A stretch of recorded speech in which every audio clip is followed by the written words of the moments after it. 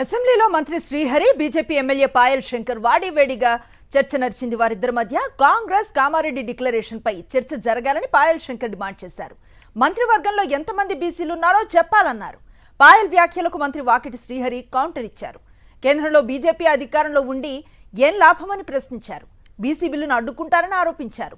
తాను బీసీ బిడ్డగా కౌన్సిలర్ నుంచి మంత్రిగా ఎదిగానన్నారు మంత్రి శ్రీహరి.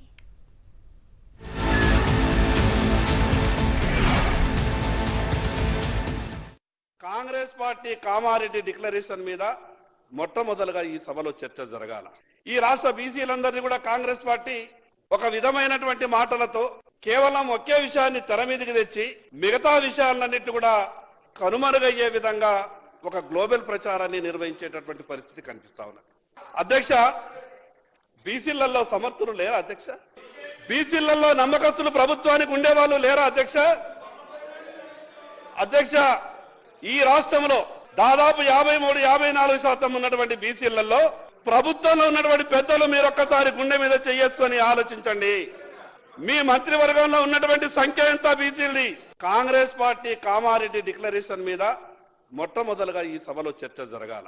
ఈ రాష్ట్ర బీసీలందరినీ కూడా కాంగ్రెస్ పార్టీ ఒక విధమైనటువంటి మాటలతో కేవలం ఒకే విషయాన్ని తెర మీదకి తెచ్చి మిగతా విషయాలన్నిటి కూడా కనుమరుగయ్యే విధంగా ఒక గ్లోబల్ ప్రచారాన్ని నిర్వహించేటటువంటి పరిస్థితి కనిపిస్తా ఉన్నది. అధ్యక్ష, బీసీలలో సమర్థులు లేరా అధ్యక్ష?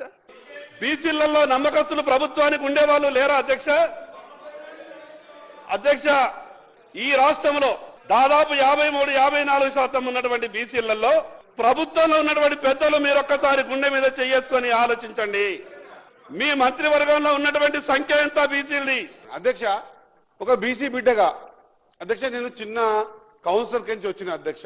నేను కౌన్సిలర్ చేసిన, సర్పంచ్ చేసిన, ఎంపీటీసీ నా భార్య చేసింది, జెడ్పీటీసీ చేసిన, నా తమ్ముడు ఉప సర్పంచ్ అధ్యక్ష. ఇప్పుడు నా తమ్ముని భార్య కూడా మున్సిపల్ ఫ్లో లీడర్ అధ్యక్ష మక్తల్ మున్సిపాలిటీలో. ఈ లోకల్ బాడీ వ్యవస్థ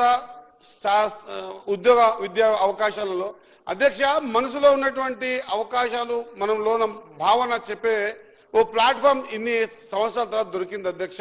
ఇటువంటి ఇబ్బందులు ఇంకా బీసీ బిడ్డలు పడొద్దనే ఉద్దేశంతోనే ఇటువంటి ఇబ్బందులు ఇంకా రాబోయే రోజులలో నాట్ ఓన్లీ స్థానిక సంస్థలలో కాకుండా అంచెలంచెలుగా ఎదిగి చట్టసభలలో కూడా బీసీ బిడ్డలు వచ్చి తమ హక్కులు తమ అన్ని విషయాలలో తీసుకుందామనే ప్రయత్నం జరగాల. అప్పుడు మాత్రమే బీసీ బిడ్డల భవిష్యత్తులు బాగుంటాయి. ఇక్కడ మధ్యలో భారతీయ జనతా పార్టీ అధికారంలో ఉంది అధ్యక్ష.